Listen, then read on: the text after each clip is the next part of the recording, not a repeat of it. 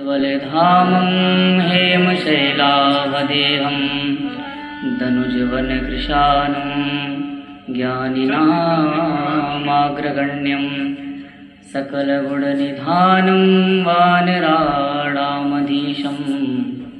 रघुपतिप्रियभक्तं वातजातं नमामि। रघुपतिप्रियभक्तं वातजातं नमामि।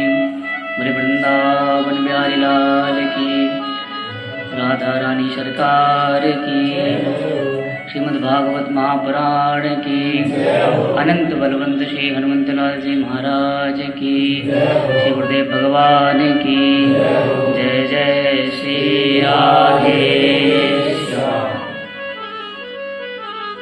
परम मंगलमय परात्पर अखिलेश्वर अकारण करुणा वर्णालय श्री भक्तवांछा कल्पतरु श्री तड़ित विनंदित पीतांबरधारी श्री नंद नंदन यशोदा नंदन बालकृष्ण लाल की वांगमय प्रेममय प्रतिमूर्ति श्रीमद् भागवत महापुराण विराजमान हम सभी के मध्यस्थ कि हमारा परम सौभाग्य है जो श्रीधाम वृंदावन में विराजमान होकर श्री गुरुदेव भगवान के आशीर्वाद अनुकंपा से भगवान और भक्त की सुंदर दिव्य कथाओं का रसस्वादन कर रहे हैं। आइए पंचम दिवस की कथा में प्रवेश करते हैं। नंदस्त्वात्मज उत्पन्ने जातार्लादो महामनः आहूय विप्रान् वेदज्ञान् स्नातः सुचिरलंकृतः। पूर्व प्रसंग में हम सभी ने मिलकर श्री बालकृष्ण लाल का बड़े ही धूमधाम से प्राकट्य उत्सव मनाया। मतलब भगवान के जन्म महोत्सव की कथाओं का हम सभी आनंद ले रहे थे कि कैसे भगवान नंद बाबा और यशोदा मैया को पुत्र सुख प्रदान करने के लिए इनके यहाँ पुत्र बनकर प्रकट हुए हैं। आज नंद बाबा और यशोदा मैया के भाग्य की सराहना बड़े बड़े देवतागण भी कर रहे हैं, क्योंकि ब्रह्मादिक ये सब बड़े बड़े देवता अपने नेत्रों को बंद करके जिन प्रभु का ध्यान लगाते हैं और भगवान फिर भी उनके ध्यान में नहीं आते,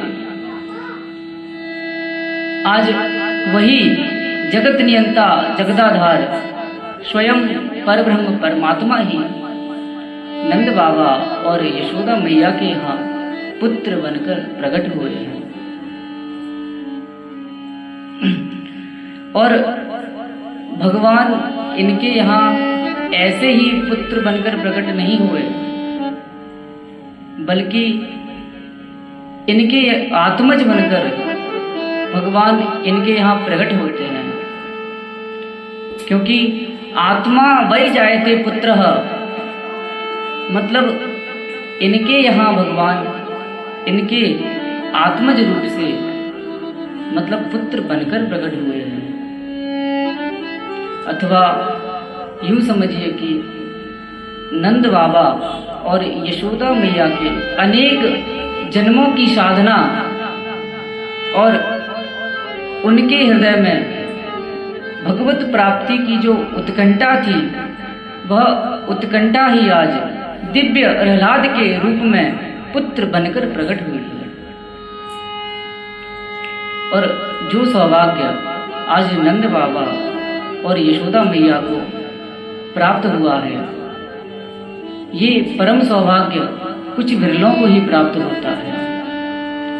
क्योंकि ज्ञानी जिस ब्रह्म को बताते नित्य निराकार, भक्त उस ब्रह्म को साकार कर दिखाते हैं, और ज्ञानी जिस ब्रह्म को बताते अपना स्वरूप, भक्त उस ब्रह्म के भी बाप बन जाते हैं।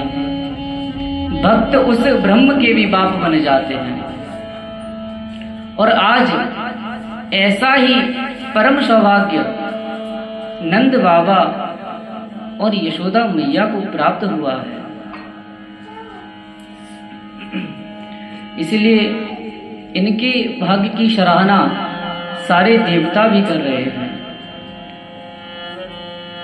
और उसके बाद नंद बाबा ने तुरंत वेद ज्ञान ब्राह्मणों को बुलाकर उनसे स्वस्ति वाचन का पाठ करवाया। आहूय विप्रान वेद ज्ञान, मतलब नंद बाबा जी ने वेद ज्ञान ब्राह्मणों को बुलाकर खूब स्वस्ति वाचन आदि का पाठ करवाया। इस वेद ज्ञान शब्द का अभिप्राय वेदम जानाति इति वेदज्ञः तानि वेद ज्ञान,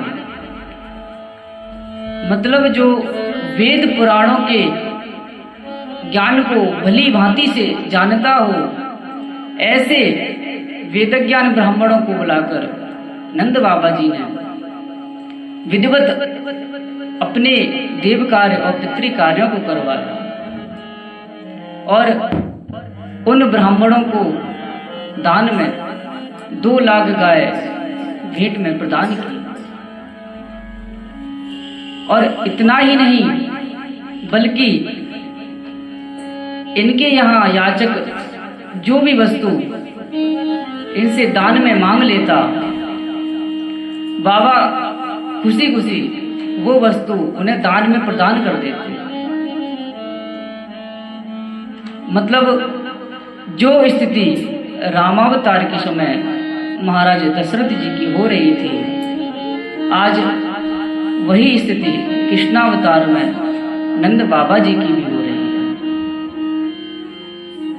और महाराज दशरथ और नंद बाबा जी के जीवन में कुछ समानताएं भी थी,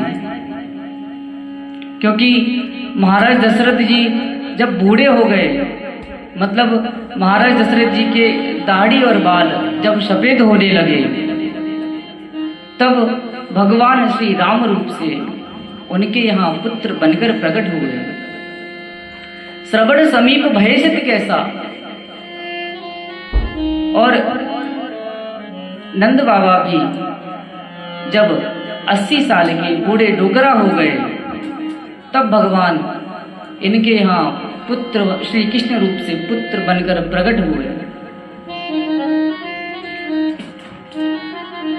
और दोनों के जीवन में केवल एक ही कष्ट था कि मेरे कोई संतान नहीं है। भई गिलानी मोरे सुत नाही। और इस प्रसंग में मैं आपसे एक विनम्र निवेदन करूं कि जो वस्तु हमें बिना प्रयास के, मतलब सहजता में ही प्राप्त हो जाती है, फिर उस वस्तु के महत्व को हम नहीं समझते। जैसे किसी को भूख ना लगी हो और आप उसके सामने खूब बढ़िया बढ़िया 56 भोग खाने के लिए परोस दें, तो उस व्यक्ति को वो 56 भोग भी अच्छे नहीं लगेंगे, क्योंकि उसे भूख ही नहीं है। पर यदि कोई व्यक्ति कई दिनों से भूखा हो, तो वह सूखी रोटी के महत्व को भी जानता है। मतलब उसे वह सूखी रोटी 56 भोग से कम नहीं लगती। बंधुओं, कहने का अभिप्राय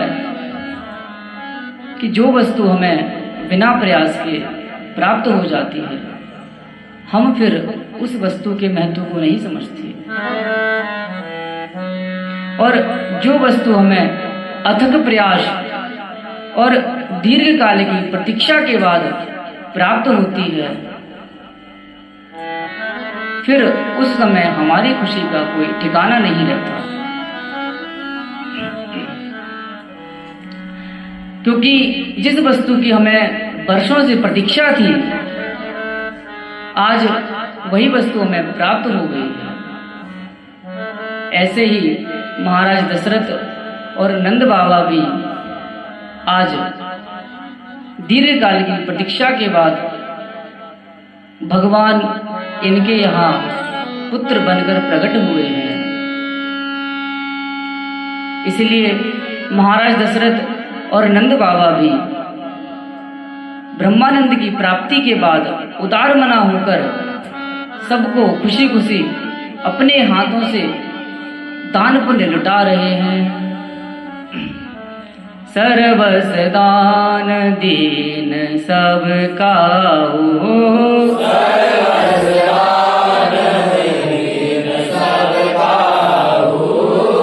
जही पावा राखा नहीं ताहू,